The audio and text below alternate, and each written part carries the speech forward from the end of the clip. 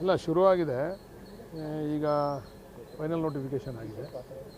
ಈಗ ಯಾರ್ಯಾರು ಪೇಮೆಂಟ್ ತೊಗೊಳ್ಳಿಕ್ಕೆ ಇಚ್ಛೆ ಪಡ್ತಾರೆ ಅವ್ರಿಗೆಲ್ಲರಿಗೂ ಕೂಡ ಕೊಡಲಿಕ್ಕೆ ಈಗಾಗಲೇ ತಯಾರಿ ನಡೆದಿದೆ. ಮುಂದಿನ ವಾರದಲ್ಲಿಂದ ಶುರು ಆಗ್ತದೆ.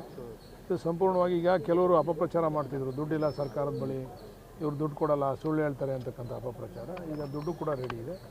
ಯಾರ್ಯಾರಿಗೆ ಇಚ್ಛೆ ಇದೆ ಅವ್ರೆಲ್ಲ ಕೂಡ ದುಡ್ಡು ತೆಗೆದುಕೊಳ್ಳೋದು ಕೆಲಸ ಶುರು ಆಗ್ಬೋದು. ಬಸನಗೌಡ ಪಾಟೀಲ್ ಹೋಗಿದ್ರು ಮೊನ್ನೆ ಪ್ರತಿಭಟನೆಯಲ್ಲಿ ಭಾಗವಹಿಸಿದ್ರು. ಅದು ಸದನದಲ್ಲಿ ನಾನು ಹೋರಾಟ ಮಾಡ್ತೀನಿ, ಇದನ್ನು ಮಾಡಬಾರ್ದು ಅಂತ. ಮತ್ತೊಂದು ಕಡೆ ಕುಮಾರಸ್ವಾಮಿ ಅವರು ಬಿಜೆಪಿ ನಾಯಕರು ಈಗ ಬಸನಗೌಡ ಪಾಟೀಲ್ ಯತ್ನಾಳ್ ಅವರು ಹೋರಾಟ ಮಾಡೋದ್ರಲ್ಲಿ ಅರ್ಥ ಇದೆ. ಯಾಕಂದರೆ ಅವರು ಈಸ್ ನಾಟ್ ದಿ ಇದಕ್ಕೆಲ್ಲ ಅವ್ರದ್ದೇನು ಭಾಗಿ ಇಲ್ಲ. ಆದರೆ ಕುಮಾರಸ್ವಾಮಿ ಅವರು ಹೋರಾಟ ಮಾಡ್ತೀನಿ ಅಂತಕ್ಕಂಥದ್ದು ಹಾಸ್ಯಾಸ್ಪದ. ಕಾರಣ ಯಾಕಂದರೆ ಕುಮಾರಸ್ವಾಮಿ ಅವರೇ ಇದನ್ನು ಮಾಡಿದಂಥವ್ರು. ಅವತ್ತು ಕುಮಾರಸ್ವಾಮಿ ಅವರು ಇದಕ್ಕೆ ಅಡಿಗಲ್ಲು ಹಾಕಲಿಲ್ಲ ಅಂದಿದ್ರೆ ಬಹುಶಃ ಇದು ಪ್ರಾರಂಭನೇ ಆಗ್ತಿರಲ್ಲ. ಇದನ್ನು ಮಾಡಬೇಕು, ಇಲ್ಲೊಂದು ಟೌನ್ಶಿಪ್ ಆಗಬೇಕು ಅಂತಕ್ಕಂಥದ್ದು ಆಸೆ ಇಟ್ಕೊಂಡಿದ್ದಂಥವ್ರೆ ಕುಮಾರಸ್ವಾಮಿ ಅವರು. ಅದಕ್ಕೆ ಅವರು ಹೋರಾಟ ಮಾಡೋದ್ರಲ್ಲಿ ಅರ್ಥ ಇಲ್ಲ.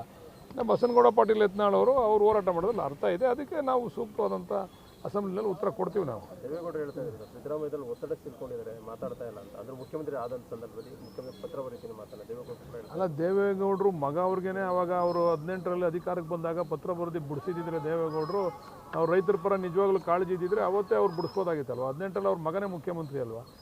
ಯಾಕಯ್ಯ ಹಿಂಗೆ ಮಾಡ್ತಾ ಇದೆಯಾ ನೀನು ಬುಡಯ್ಯ ಅಂತೇಳಿ ಅವತ್ತೇ ಪತ್ರ ಬರೆದಿದ್ರೆ ಮುಗಿದೋಗ್ತಿತ್ತಲ್ಲ. ಅವ್ರ ಮಗನ ಕಡೆ ಡ್ರಾಪ್ ಮಾಡಿಸ್ಬೋದಾಗಿತ್ತು. ರಾಜಕೀಯ ಬದಲಾವಣೆ ಆದಂಗೆಲ್ಲ ಮಾತುಗಳು ಬದಲಾವಣೆ ಆಗಬಾರ್ದು. ಮಾತು ಸ್ಥಿರವಾಗಿರಬೇಕು. ಯಾವತ್ತು ನಾವು ಏನು ಮಾತಾಡ್ತೀವಿ ಅದಕ್ಕೆ ಸ್ಟಿಕನ್ ಆಗಿರಬೇಕು. ಇವಾಗ ನಮ್ಗೆ ಯಾರೋ ನಮ್ಮ ಶತ್ರು ಇದ್ದಾರೆ, ನಮ್ಮ ವಿರೋಧಿ ಇದ್ದಾರೆ, ನಾವೀಗ ವಿರೋಧ ಮಾಡೋಣ, ನಮ್ಮ ಪರ ಇದ್ದಾರೆ ನಾವು ಸುಮ್ಮನಿರೋಣ ಅಂತಕ್ಕಂಥದ್ದನ್ನು ಆಗಬಾರ್ದು. ದೇವೇಗೌಡರಲ್ಲಿ ಮನವಿ ಮಾಡ್ತೀವಿ. ಅವ್ರು ಮುಖ್ಯಮಂತ್ರಿ ಆಗಿದ್ರಲ್ಲ ಕುಮಾರಸ್ವಾಮಿ ಅವರು 18ರಲ್ಲಿ ಅವ್ರು ಹೇಳಿ ಬಿಡಿಸ್ಬೋದಾಗಿತ್ತಲ್ಲ. ಅವತ್ತು ಬಿಡಿಸ್ಲಿಲ್ಲಲ್ಲ ಅವತ್ತು.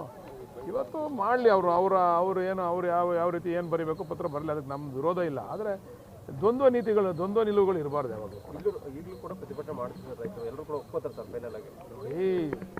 ಎಲ್ಲ ವಿಚಾರಗಳಲ್ಲೂ ಕೂಡ ಪರ ವಿರೋಧ ಇದ್ದೇ ಇರ್ತದೆ. ಅದರಿಂದ ಕೆಲವರು ತುಂಬ ಜನ ಪರನೂ ಇದ್ದಾರೆ, ಕೆಲವರು ವಿರೋಧನೂ ಇದ್ದಾರೆ. ಅವ್ರನ್ನ ಮನವೊಲಿಸ್ತಕ್ಕಂಥ ಕೆಲಸ ನಾವು ಮಾಡ್ತೀವಿ.